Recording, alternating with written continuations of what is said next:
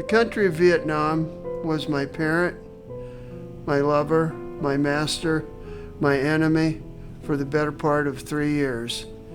She is relentless, cruel, caring, loving, and most of all, forgiving. But how could she ever be expected to forgive what we've done to her? We have blown up every conceivable building, destroyed her roads and railways, polluted her rivers with defoliant, and harmed her beautiful people beyond belief. We have spent our youth on her, and she has given back accordingly. What we gained together is the knowledge that there are limits on the will of man. Her people will always remember this period of time, as will America. But the recollections will be tarnished not by time, but by the lack of a decision. Who won will always be debated, but who lost is forever obvious. Everybody.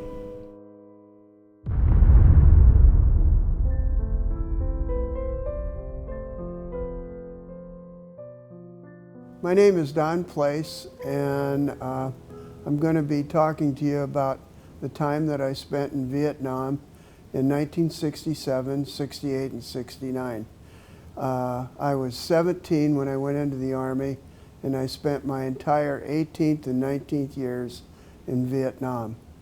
When I enlisted in the Army, I was 17, and I enlisted in Army Special Forces.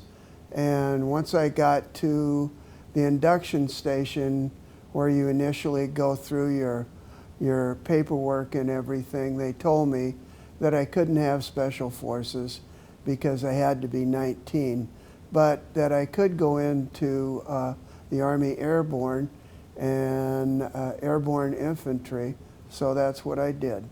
And I ended up being stationed after jump school with the 82nd Airborne at Fort Bragg, North Carolina.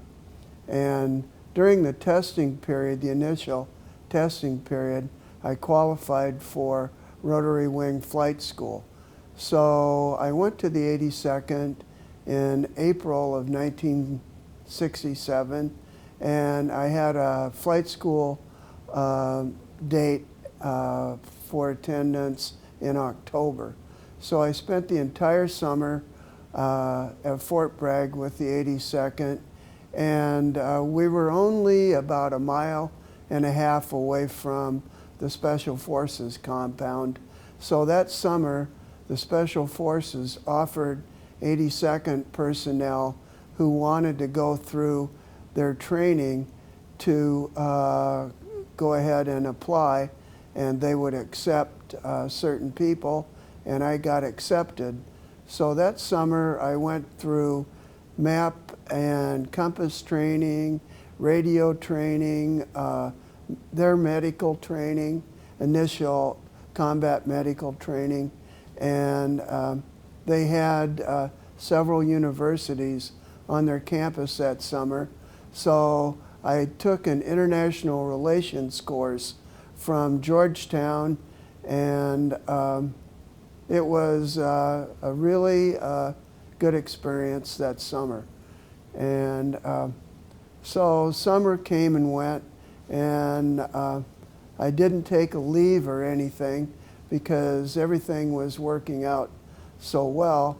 And around September, several of us got a message that we were going to be going to Vietnam with the 101st Airborne. The 101st Airborne Division had been ordered to Vietnam as a division and were initially to start leaving in October. So that meant that the fact that I was going to Vietnam with the 101st meant that I lost my flight school appointment, and it bothered me at first, but I knew that if after Vietnam, if I wanted to go to flight school, if I was still around, that I could probably do that. So around October 1st or 2nd, I went to Fort Campbell, Kentucky, and was assigned a unit. And within just a few hours, they told me that I was going to be going home on an 11-day leave, and for purposes of getting things in order and seeing my parents and loved ones before I went to Vietnam. Initially, I think what they were trying to do was to let us know that, and let our parents know that we might not be coming back anyway. Nobody ever said that, but we all kind of figured that out. So I flew into Waterloo. My girlfriend was going to school at UNI, and was the only girlfriend I ever had. And so she was going to meet me at the airport, and I was going to spend about half that 11 days in Cedar Falls with her.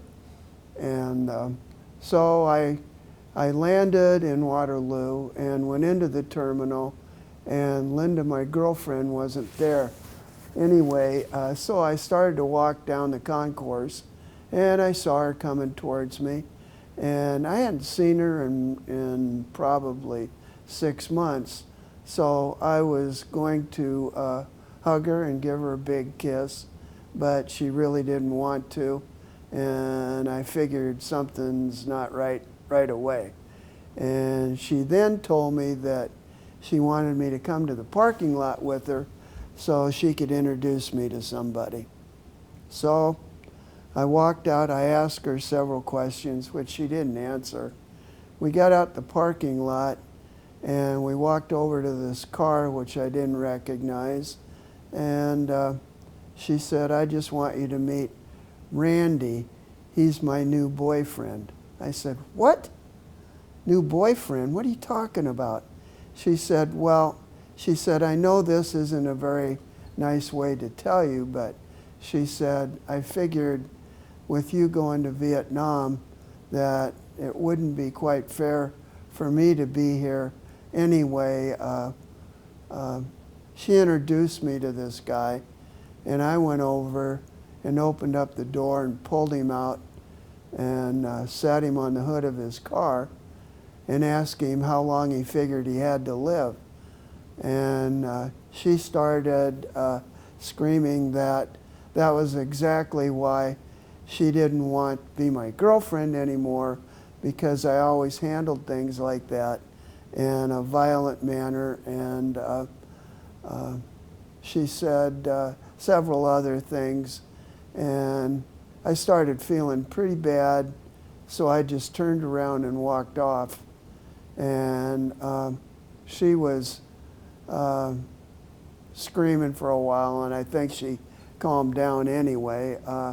I walked toward the terminal, and I sat down on the curb across from the terminal to just think for a minute.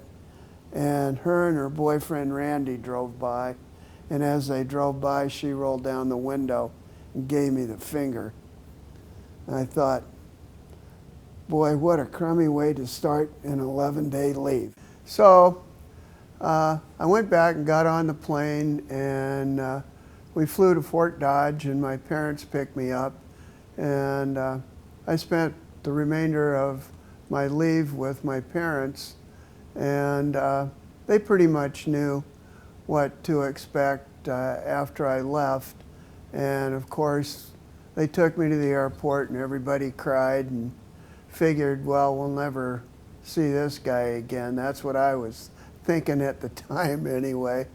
But I'd pretty much resolved myself to going, and that was it. I got back to the 101st, and within 3 days, we were on our way to Vietnam.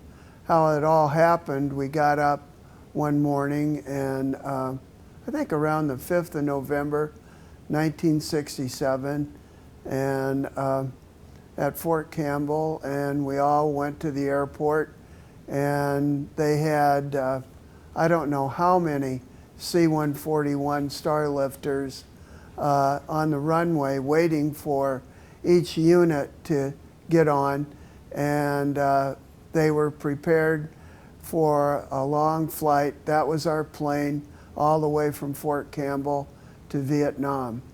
We landed at Elmendorf in Alaska and Clark Air Force Base after that in the Philippines. Then it was in the morning. We flew all night, 2 nights in a row, I believe. It was in mid-morning when we got close to Vietnam, because they announced that we were within a couple hundred miles. But you could feel the heat from the country way out at a distance, maybe even 100 miles. The plane started to heat up, and once we got a little closer, you could see the dust from the country blowing up from ground level. It was not a good view. But when we landed, when they take the jungle off the ground in Vietnam, it turns to clay and dust. So once you remove the jungle from a jungle country, you pretty much get very bad soil and clay, basically. So we landed, and as we were landing, you could hear rockets landing within close proximity of the airbase, Tan Son Nhut, and you could hear the thuds of the artillery launching in response. And we landed, and we weren't under fire or anything, but once we landed, the back door of the C-141 came open right away, and you could see a good 300-400 miles down, or 300 or 400 yards down the airstrip, and right within very close distance to the plane was a company of Marines that had just come out of the jungle, were filthy dirty, and I hadn't had a chance to shower or anything, and must have just made it to the airport, because the plane we were on was turning around and going back to the States. So they were going to put these guys on the plane that we were evacuating, and they were waiting, along with probably about 100 yards on both sides of the plane, body bags of dead GIs. So that's what we got greeted by once we landed. And after that, we loaded in trucks and went to our new home base, which was in Bien Hoa, Vietnam, not far from the air base. And it became the new location of the 101st Airborne Division. And from there, we were assigned areas of operation and left for those areas the next day. The Charlie Company 1st Battalion, the battalion I was assigned to initially when I went to Vietnam, went to, along with the rest of 1st Battalion and 2nd Battalion, to a location near Phuc Vinh, the village of Phuc Vinh, and we immediately, once we arrived on trucks, established a perimeter, and from there we started our life in Vietnam. The first night we all pulled perimeter guard, and we were assigned different things, but the next day we were all assigned different times to go on ambush and patrol. But before we did that, we all went out on an initial operation. At that time they were called search and destroy missions. That meant that the area you were going into meant that you were to destroy the enemy and clear the area. So we started off probably 8 days after we got there on this 10-day mission. And no, yeah, I think it was close to 10 days. It was supposed to be close to 10 days. But the evening or the afternoon going into evening of the first day, we got to an area where we were going to set up for the night.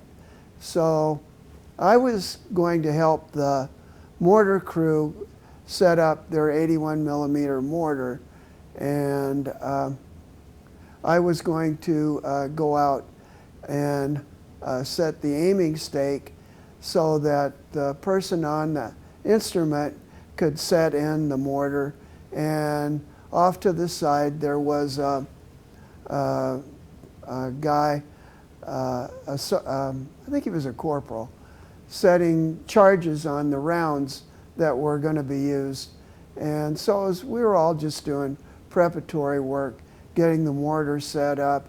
Everybody else was setting up a perimeter, and so I got out and got the aiming stake and walked out of the area where the instrument and the mortar tube was, and I sat the aiming stake in the ground and turned, and I heard a whistling sound, and the whistling sound got louder and louder, and it was a rocket coming into our position. And then the explosion, and this rocket hit the mortar tube directly, which, you know, was 1,000,000 to 1 probably chance of that ever happening, but it did happen, and it hit the tube. And when I turned, the tube exploded into tiny bits and pieces. It completely vaporized the guy on the mortar who was setting in the instrument. There was no trace of him after that, and it cut the corporal in half that was setting charges on the rounds. And when I turned, all the debris from the mortar tube hit me along with the concussion, and it felt like thousands of bees stung me, but it was just the little bits of pieces from that mortar tube, and of which I still have 32 pieces in my head and other pieces throughout my body.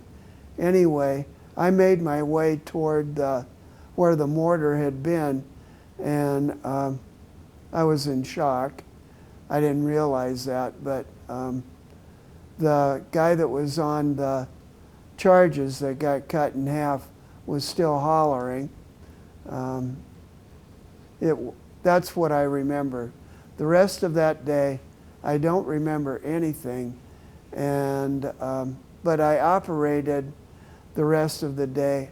After that initial rocket attack, there was a ground attack, and we lost, I think, upwards to 8 or 9 people that day, but it was a battle that lasted into the evening, and I went in that evening around 5:30 on a medevac back to rear area, and that was the first operation I was on in Vietnam.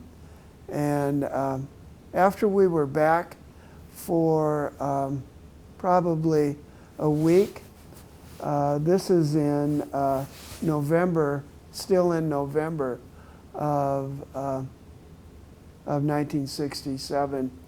I believe it was in December or early January, we went on an operation, and we had heard about it.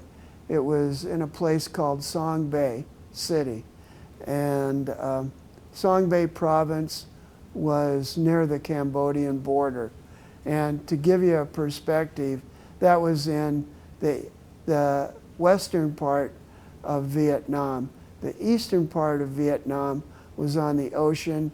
Vietnam's a narrow country, kind of like, if you look at the map, it's kind of like California. It's got eastern part has got the ocean, western part has got highlands and mountainous area, and it borders Cambodia and Laos. And both Cambodia and Laos were active parts in the war because the North Vietnamese would use the border to transport all their weapons and goods down from North Vietnam. So a lot of the operations took place in this particular area, and a lot of the fighting and a lot of the most brutal fighting took place.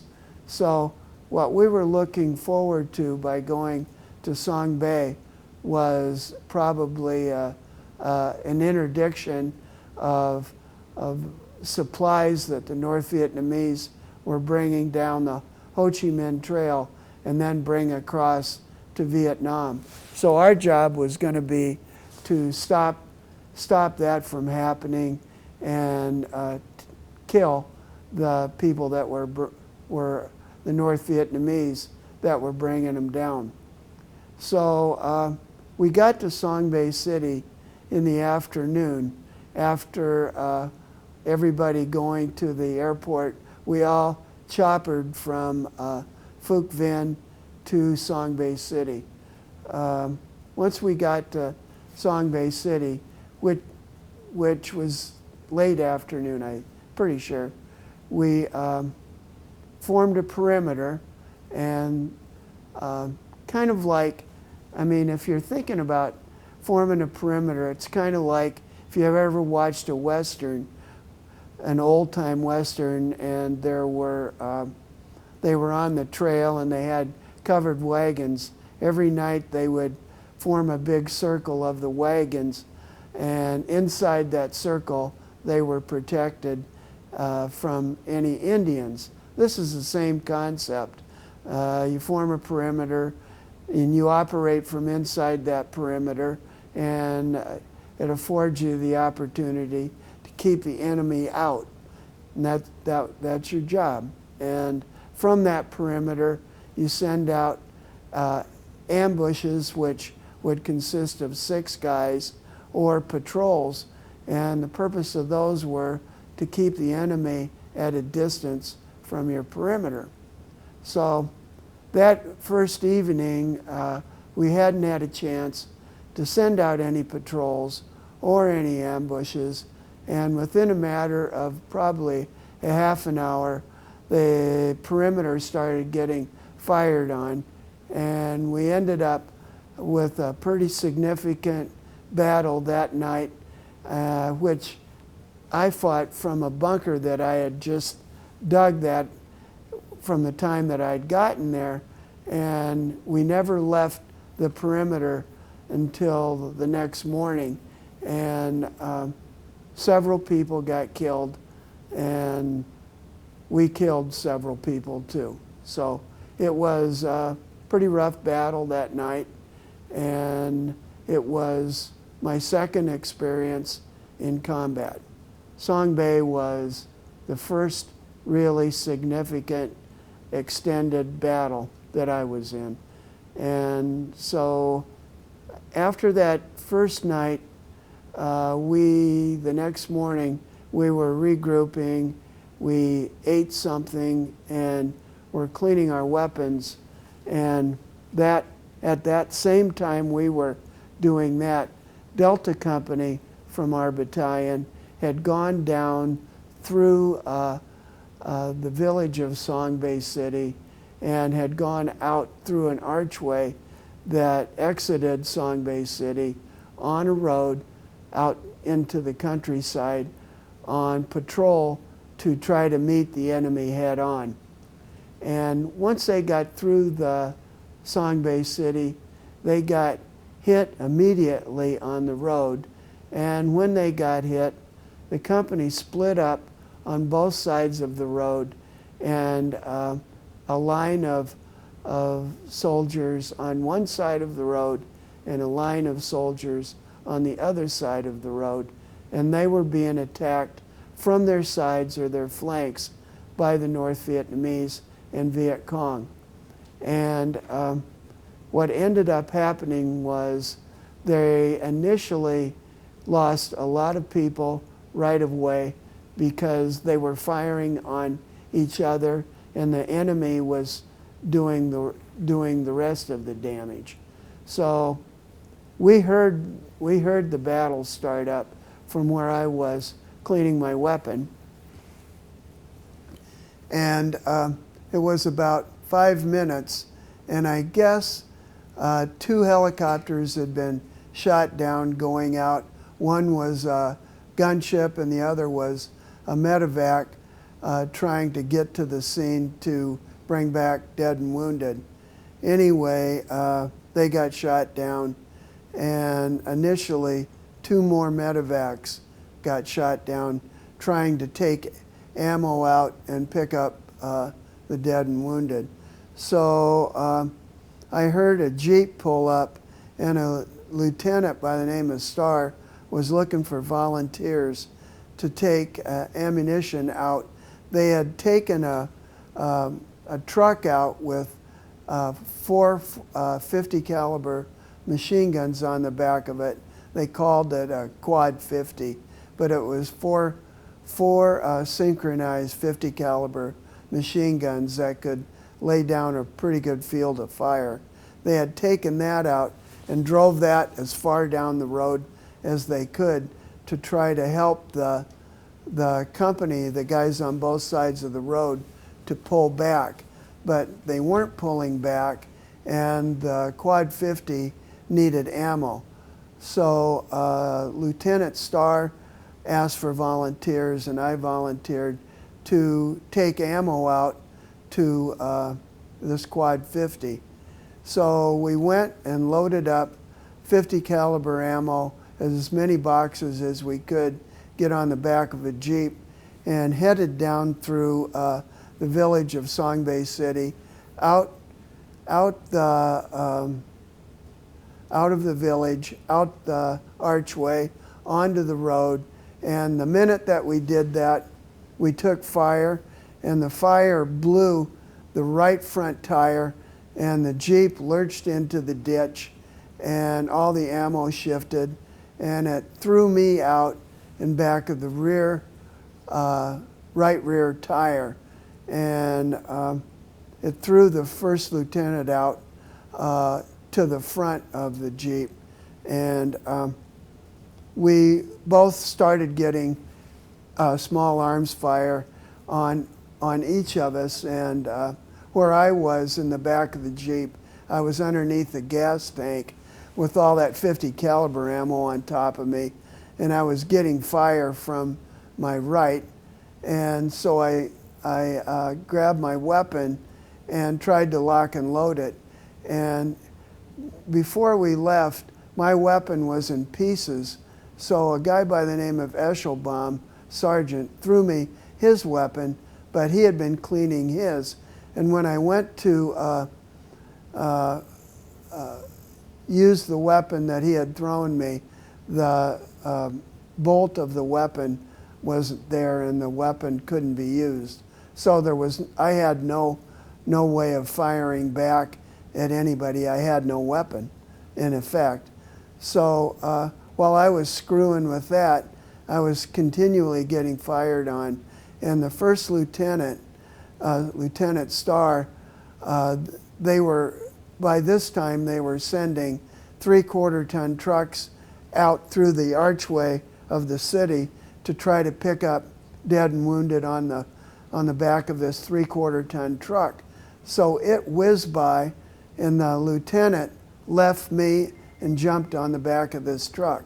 And just like that, he was gone, and I was alone, and I had no weapon, and I was getting fired on. So I figured, screw it, this is probably it for me. And I got up on the road, grabbed 250 caliber boxes, which they're heavy as hell. I grabbed one with my left hand and one with my right hand. I put my helmet, my steel pot down. I slung the weapon that I had, which was pointless. I should have just left it, but you don't do that. And headed down the road. And I started saying, "Angel of God, my guardian dear, to whom God's love commits me here." I said that prayer over and over, and I started down the road.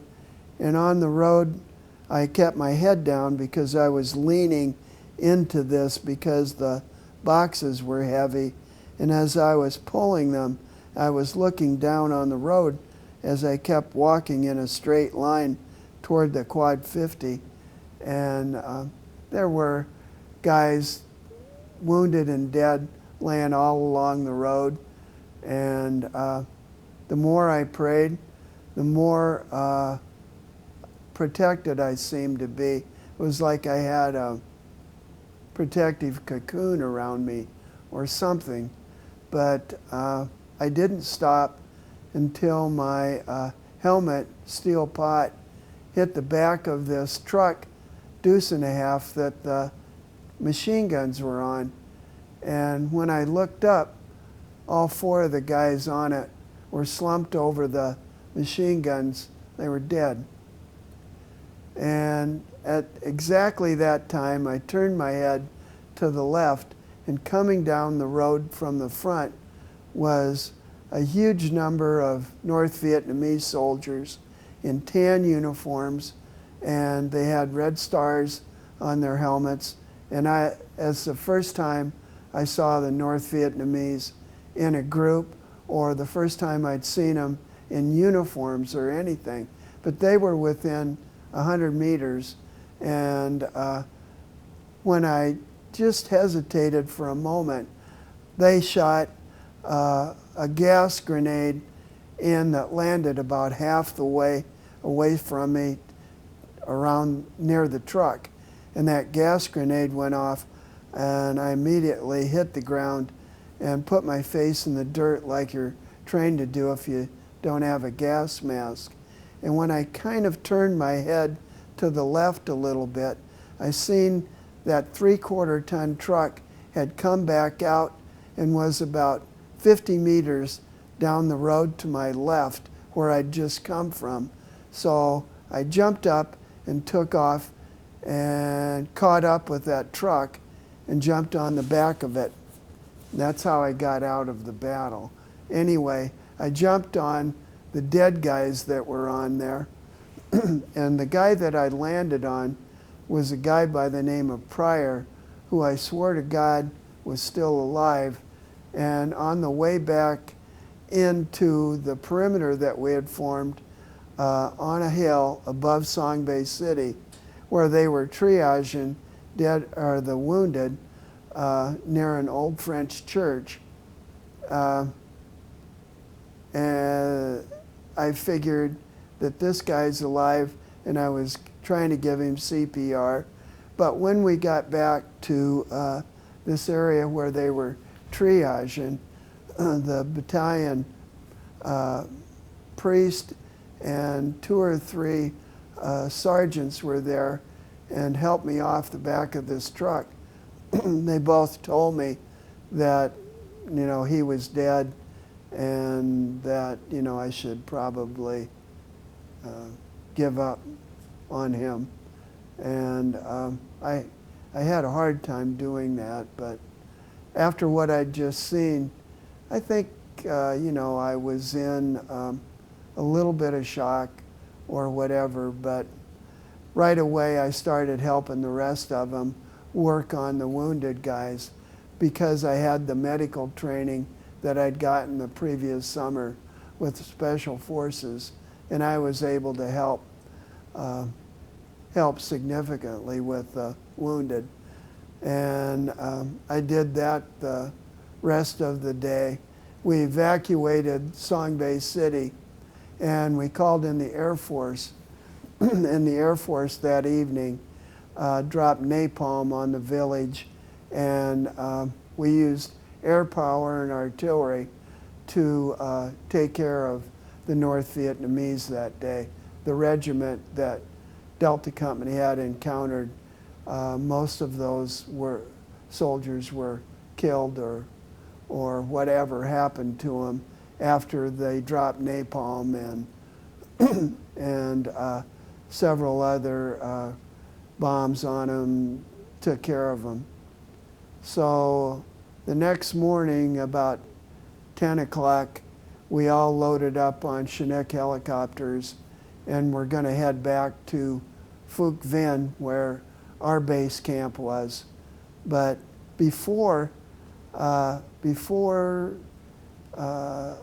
going back to the day of the battle, that evening, about 5 o'clock, probably about 7 o'clock that night, a resupply C-130 was coming in from Tan Son Nhut in Saigon to resupply us. And as it was coming in, it angled over the battlefield that we'd been on that morning, and a North Vietnamese soldier that was still alive fired an RPG at the plane, blew off part of the wing of the plane, and the plane was already on approach to the airfield that we were in close proximity to, and it landed, but it slid into the ammo dump at the end of the runway, and everything just started exploding. And so the rest of that evening of that day of the battle, that ammo dump was exploding, rounds were going off. It was, a fitting end to a pretty horrible day. So the next morning, we took off to go to Phuc Vinh, and we were probably about midway there, and the pilot of the Chinook we were on turned around and said, we're going to be heading toward Dak To, that the commander of the 173rd had issued a broken arrow, which meant that every conceivable aircraft in the air that had ordnance or troops was to head to his coordinates because he was getting overrun. And that was on Hill 875 near Dak To. So we, instead of going back to Phuc Vinh, had to head to Dak To. And we were all pretty well beat up. I was pretty well beat up. We had just had a hellish fight. I don't think I'd eaten for a couple days. I don't think anybody else had eaten for a couple of days. So we were anxious to get back to Phuc Vinh to maybe have a day where we could catch up on eating and maybe grab a couple hours sleep.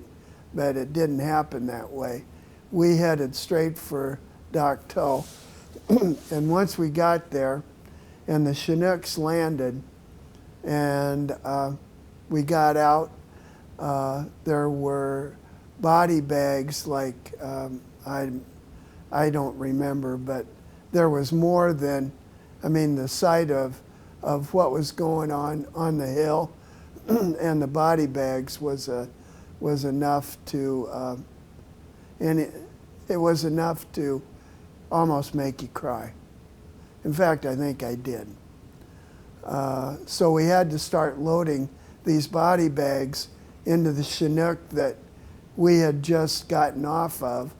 And while we were doing that, a sergeant and an officer came and wanted to know how much ammo we had because they were going to be taking us straight to the hill. And we stopped what we were doing, and 6 of us went with the officer and the sergeant to the hill, and we were reinforcing the troops that were already on the hill. There were a few people left from the 173rd. So we had to gather ourselves, and the hill was torn all to hell. It was slippery. There were dead guys still on the hill, and we were fighting an enemy that had had time to dig in at the top of the hill. The hill was so slippery that we had and 4 M79 grenade launchers, but when you would fire the M79 grenade launcher, the backdraft from that M79, which normally wasn't enough to push you or do anything like that, there was a little, but when we are on the hill, the first time we fired that M79 on that slippery ground, it would push us back about 5 to 10 yards. And initially the hill was the winner as far as being able to advance, because you couldn't fire the grenade launcher on the hill without losing ground. But we could tell that they were weakening too, and so we pressed on for the rest of that day, and we finally took the top of the hill, not only because we fired on it and kept moving up all day long, but I think the North Vietnamese gave up on it and took off the other side of the hill to the hill adjacent to it, 873. I think it was a combination of us trying real hard and them giving up. And that was basically the first day at Dak To. So that was the second major battle I was in 2 days. And that evening, there was a hole in the side of the hill. Everybody moved to wherever they could rest for a little bit. And I crawled in this hole, and went to sleep. And I felt something crawling on my chest, and I looked up, and it was a rat about the size of a dog. And I made peace with that, but it woke me up. And for the rest of that evening, I pulled guard duty from the top of that hill. And the next morning, we went a little bit farther into the outskirts of the village of Dak To. And we were digging foxholes, and the first sergeant came by and wanted to know if I had LERP training, which meant had I had map and compass training and radio training, or the ability to call in artillery fire and work with the LERP team. And I had with Special Forces. And that was a change in my status from that point on the whole time I was in Vietnam, because that particular moment I became a forward observer and the member of a LERP team, long range patrol team. So he wanted me to go out with these guys because they had lost 2 men, and he wanted me to go out with them that evening and stay out for 2 days. So I got some LERP rations and some water and ammo, and took off with these guys in an area that pretty much bordered the hill that we had just been on. In other words, to kind of on the side of the hill where the enemy was, so that we could get their coordinates and call in artillery fire on them. But the first evening, we were standing looking at our maps, and a rocket hit nearby. It took off the arm of the guy that was standing about 20 meters from me, one of my LERP team members, and it blew the PRC-25 radio clean off my back, threw my weapon on the ground, and when I landed so that my weapon was to the front and to the right of me, and I fell on it, and when I turned to look up, there were 2 VC in a tree about 20 meters from me. And when I picked up my weapon, I turned to the left with it, and I looked at these two guys, and I fired on them without thinking and hit both of them. But they were waiting to take care of us guys, so it was pretty much luck. And if my weapon hadn't landed there, and if it hadn't have been ready to fire, and if a lot of different things, I wouldn't be telling this story. So, but we had no radio, and we had put a tourniquet on this guy, and he was bleeding pretty bad, but we had no way of calling in a medevac, no way of doing anything. The purpose that we'd been sent out there for was over with, because we couldn't call in any fire or do anything without the radio, and it was completely destroyed. So we put this guy on a poncho liner, and I had my map and compass, so I was able to plot a course back to where we had just come from. And so we started off humping, and we got within outside perimeter of where we had just come from that morning, on the morning of the second day out. And we had cinched the tourniquet and given this guy water and stopped several times. But the guy that was pulling outside perimeter in our unit came out and met us, and the people inside the perimeter saw that we needed a medevac.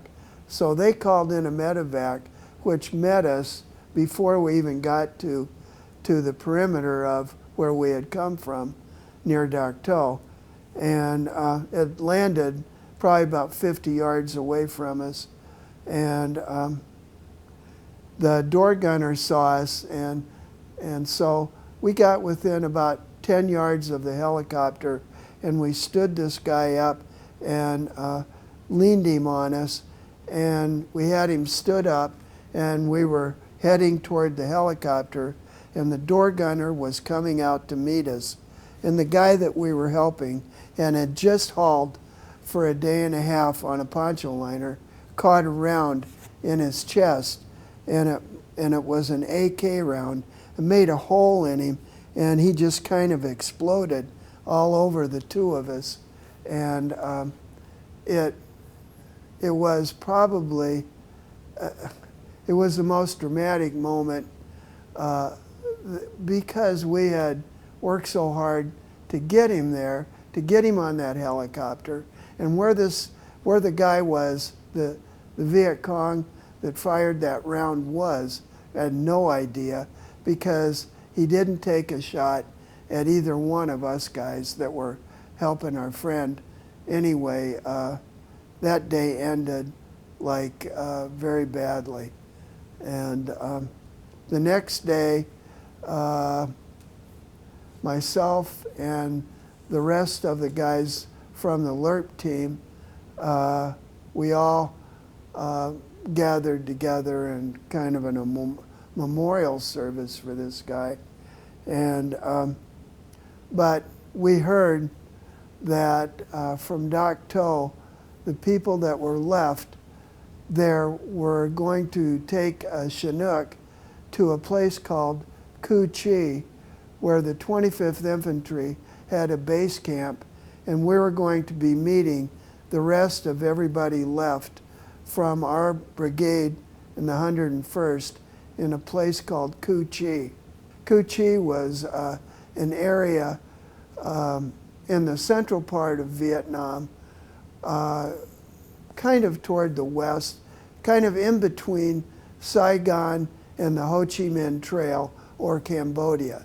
When the North Vietnamese would bring supplies and ammo down, they would have to, or they would go through this area to get their supplies to Saigon, which was in the center of the country, where most of the Americans were, where the war was being run from. So that was, Cu-Chi was a very important spot, and the 25th Infantry had their base camp there, but were getting their ass kicked, and they needed the support of the 101st. So we got to Cu-Chi, and immediately we all went out on an operation.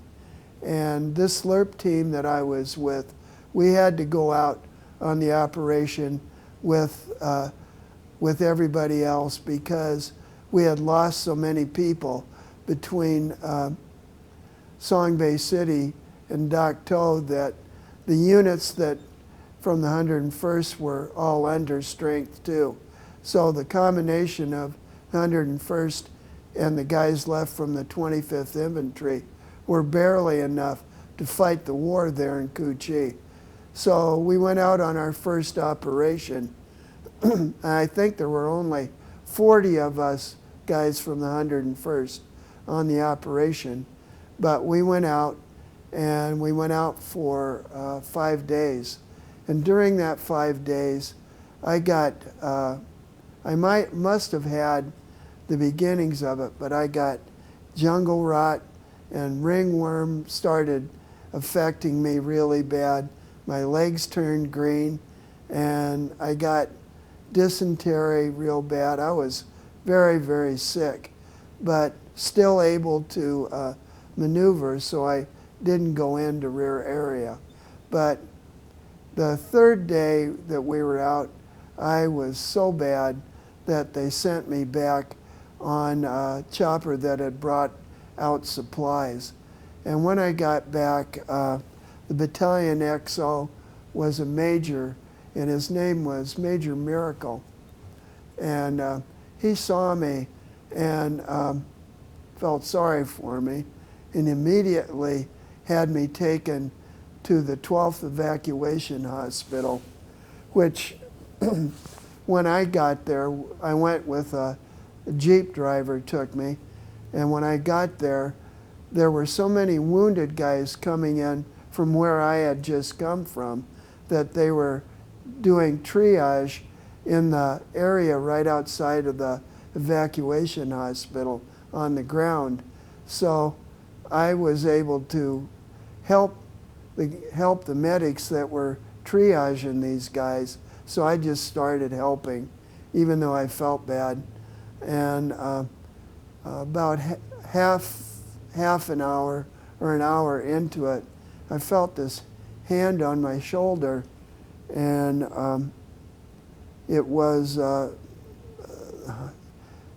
there were French doctors that had gotten there that day, and this girl, she was 29, she was a French doctor and beautiful, had her hand on my shoulder, wanting to know if she could help. And from that point on, I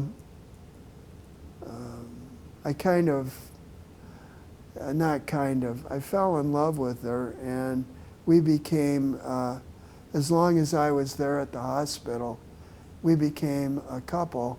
Her name was Monique, and we were very, very close. And she pretty much took care of me until I was better. And then Major Miracle knew what was happening at the hospital, that her and I were very close, and he wanted my relationship with her to last.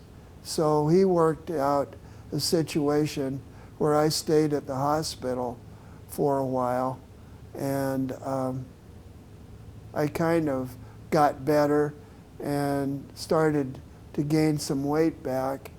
And one evening, about 5 o'clock, I heard the area where the 101st was set up, which was on the south side of the perimeter in Cu-Chi, was getting rocketed. So I told Monique that, I told her to get into a bunker with the other doctors and stay there until I got back. So I gave her a flak vest and my helmet, and physically put her in a bunker, and took off in a Jeep toward the 101st area. And when I got there, I could tell the Viet Cong and the North Vietnamese would start firing their mortars and rockets sometimes, and they'd walk the firing around the perimeter from like one area to another. And the farther I drove, the farther back toward the hospital the firing got. So I knew that they were going to end up firing on the hospital, which, according to the Red Cross and international rules, they weren't supposed to be firing on a hospital.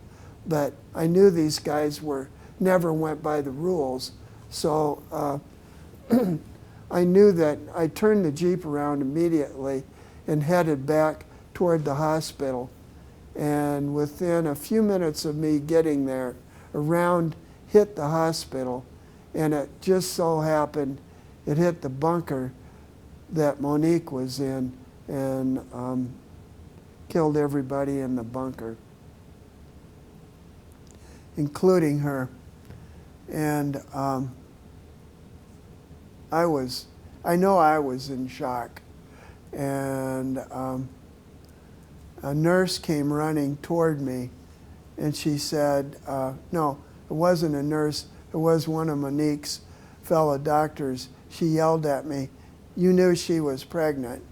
And I didn't. And so that night, I was able to get her out of that bunker and get her ready to go back to France, and packed her things. And I stayed at that hospital 2 more days.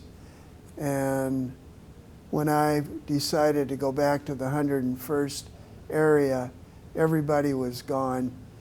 They had left to go to a place up north called Phu, where the 101st was building a new base camp called Camp Eagle. And I was all alone.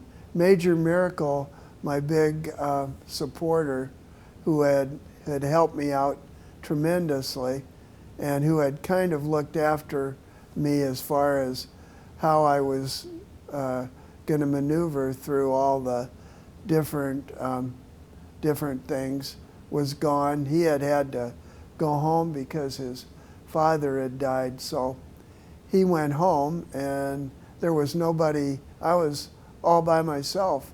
I had to make my way up to Phu, or they called it Camp Eagle, was on the edge of the most dangerous area in Vietnam at that time, was the A Sha Valley.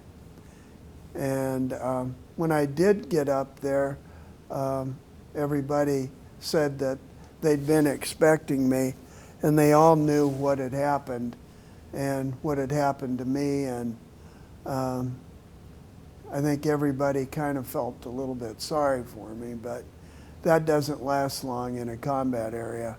So I got assigned an area where I was supposed to be with the rest of the long-range patrol team. And the next day, we were to go out to where we were building a new fire base called Fire Base Birmingham. We built, while we were at Camp Eagle in the Asha, we built 2 fire bases, Fire Base Bastogne and Fire Base Birmingham. And I think Fire Base Birmingham was the setting in the movie Hamburger Hill, which happened later on after I was gone. Anyway, we took off in a helicopter that morning to go out. The 6 of us in that current LRP team took off to go out to that particular area. And after we took off, the helicopter got hit with small arms fire and froze the rotor.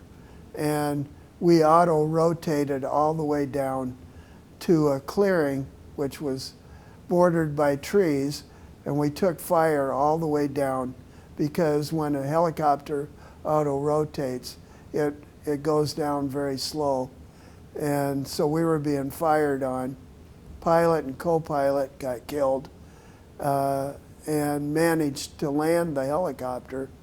And one of the door gunners and another door gunner and me made it to the tree line after we got down. And later that afternoon, a unit from the 101st on patrol picked us up and took us back with them. The next day we went back with them to Camp Eagle. So my initial introduction to the Oshawa Valley and Camp Eagle was I was in a helicopter crash, and 3 people got killed.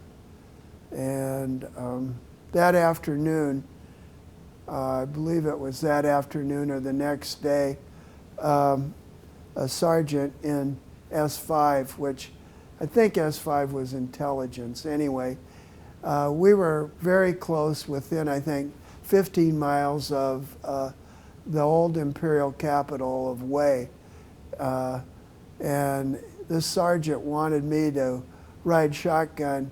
He was going into Wei to visit a Vietnamese whorehouse, which was in back of the Citadel, which you had to cross the bridge when you went into Wei to get to cross the Perfume River. And the architecture in Wei was all old French architecture with the thoroughfares and everything. And so we went past the old imperial capital, and this Vietnamese whorehouse was on the back of, in the back of the old imperial capital, and several miles from the bridge. Anyway, I'm only telling you that for later on in this story. So we parked in front of this old French type building with a courtyard with water, I'm trying to think right now, with springs where water came up from the ground.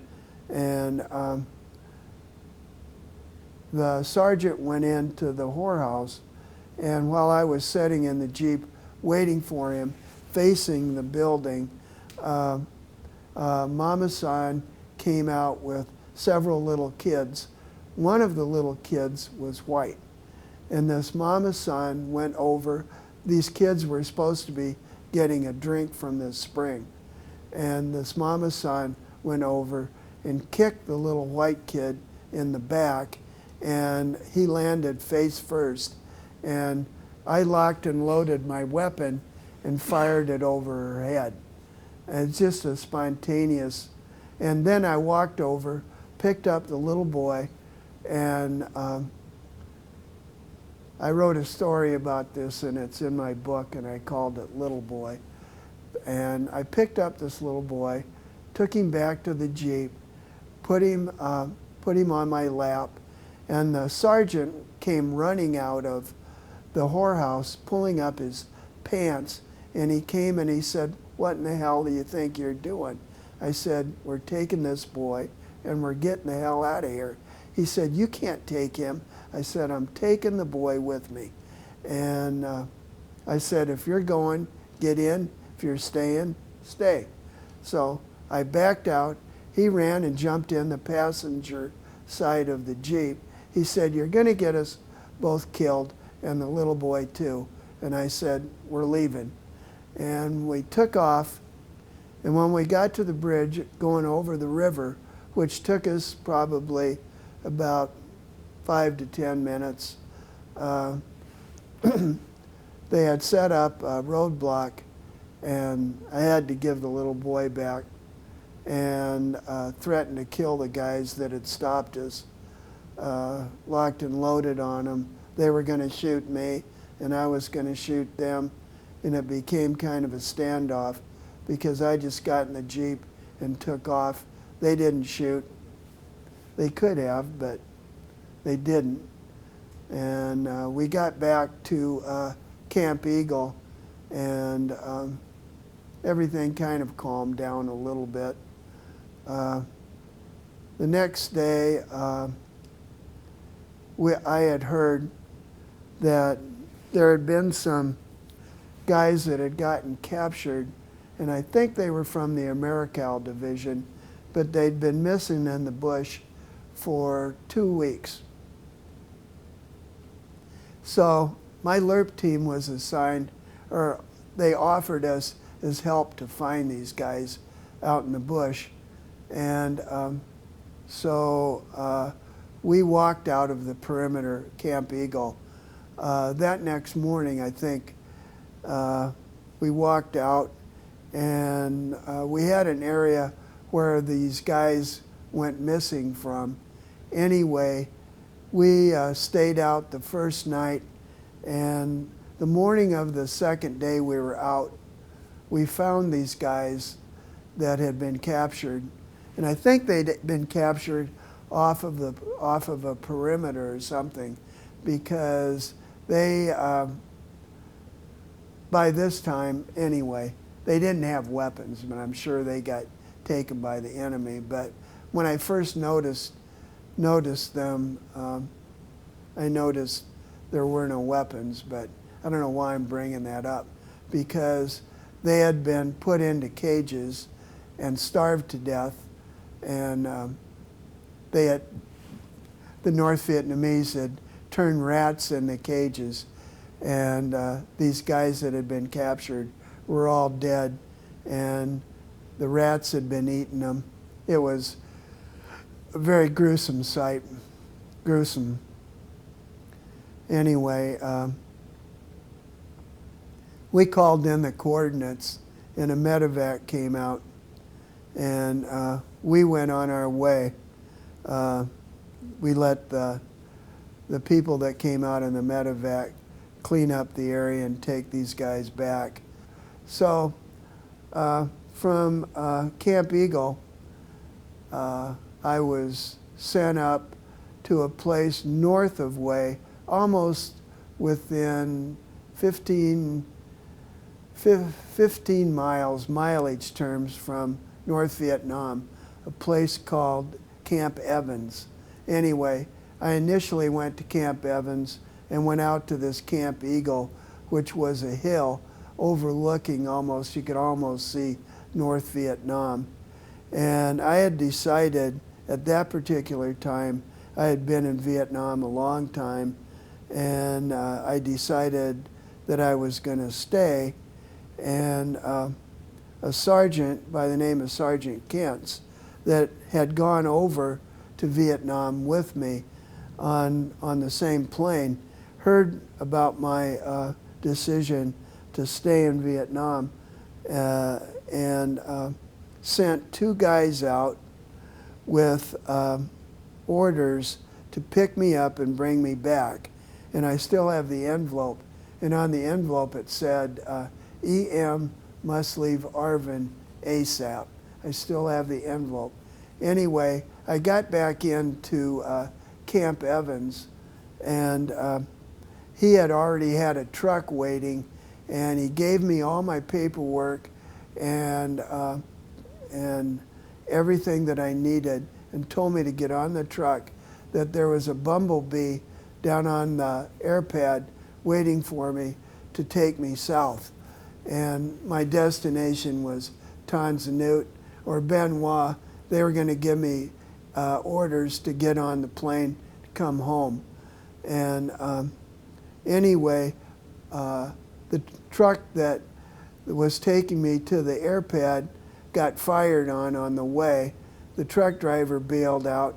I bailed out and walked around the back and jumped on a Lambretta that was going by, and it had a back seat on it, and on the back seat it was like a motorcycle with a cage, and it was called a Lambretta.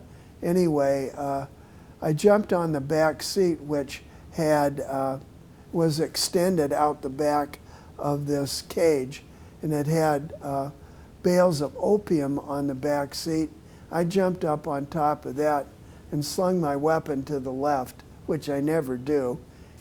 When I got in the back of the Beretta, Lambretta, it was it was the two VC were on the right side of me, and they had put their weapons in back of them. And when I got in, on the bale of opium in the back of the Lambretta, I had slung my M16 so that the barrel was pointing toward the left. And the Viet Cong, when they had gotten on the Lambretta, they had put their weapons in back of them.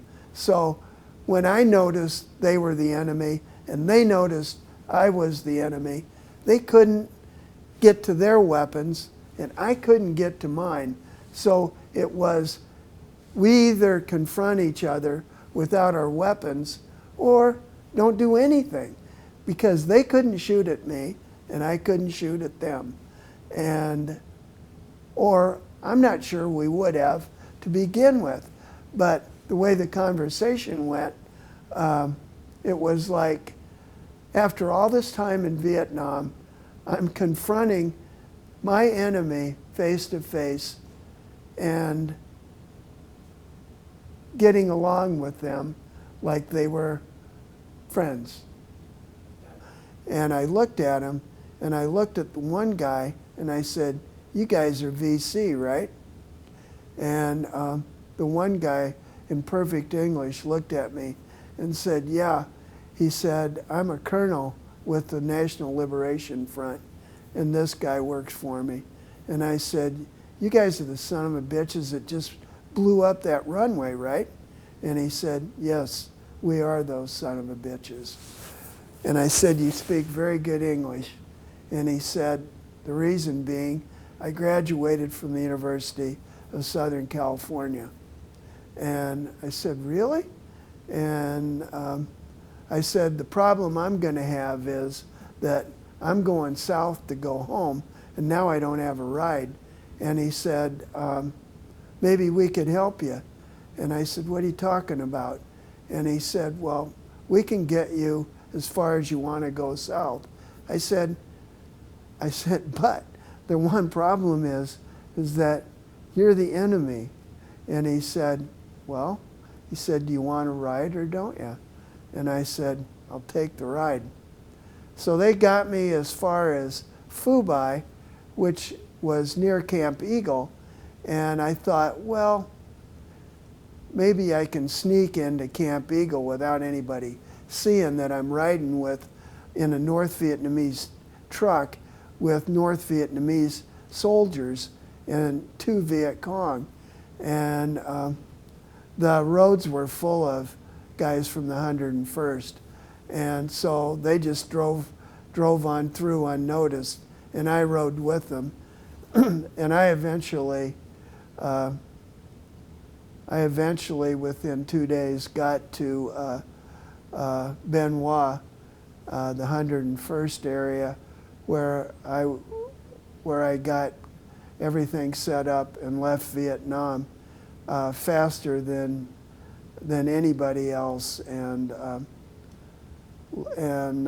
got back and landed at Oakland Army Terminal, where they were giving guys that were in the service there and worked in the area were giving guys rides from the Oakland Army Terminal out to the airport because there just wasn't enough cabs to take everybody that needed a ride. So this one guy gave me a ride. He said he needed the money and the cab fare, so I said, "Sure, you can give me a ride." About halfway there, he leaned over the seat and he had a weapon in his hand. And I asked him, I said, "What's going on?" And he said, "I want your money and your ticket." And I said, "Is that a 38 you're holding?" And he said, "Yeah." And I said, "I've never seen a 38.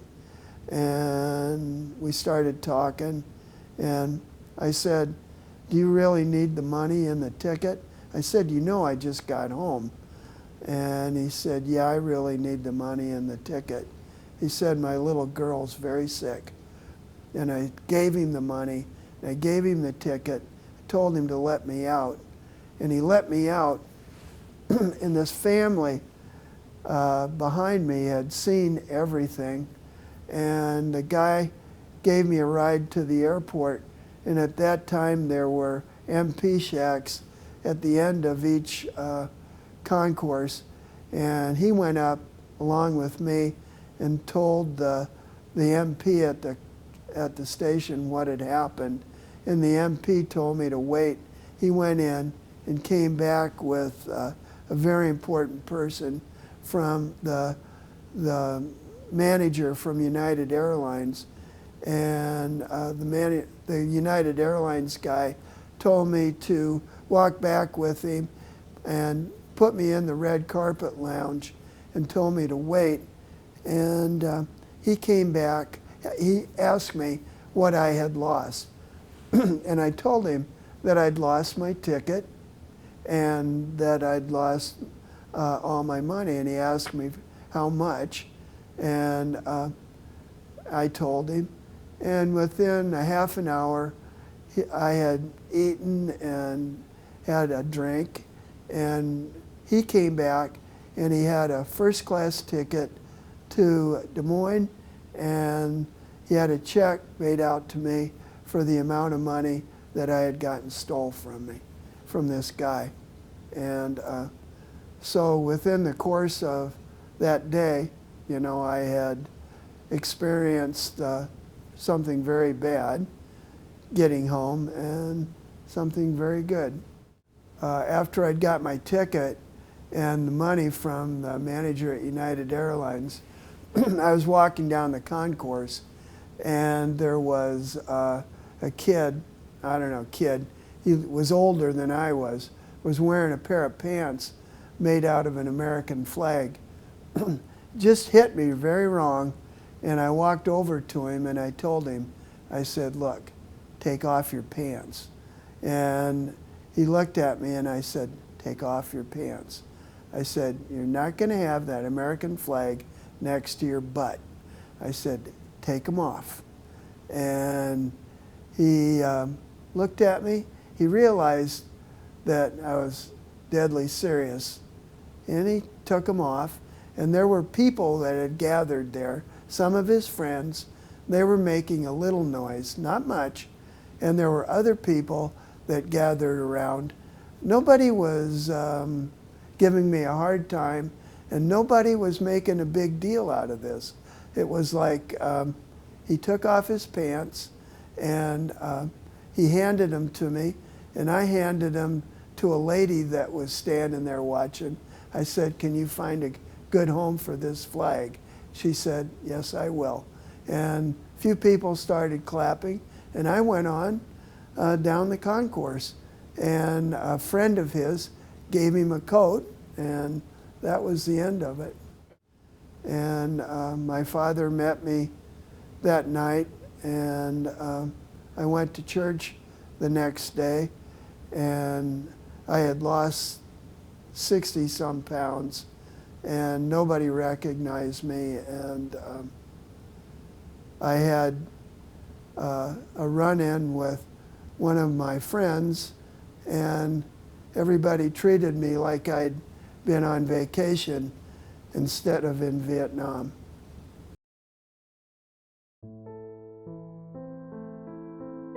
The country of Vietnam was my parent, my lover, my master, my enemy for the better part of 3 years. She is relentless, cruel, caring, loving, and most of all, forgiving. But how could she ever be expected to forgive what we've done to her? We have blown up every conceivable building, destroyed her roads and railways, polluted her rivers with defoliant, and harmed her beautiful people beyond belief. We have spent our youth on her, and she has given back accordingly. What we gain together is the knowledge that there are limits on the will of man. Her people will always remember this period of time, as will America. But the recollections will be tarnished not by time, but by the lack of a decision. Who won will always be debated, but who lost is forever obvious. Everybody.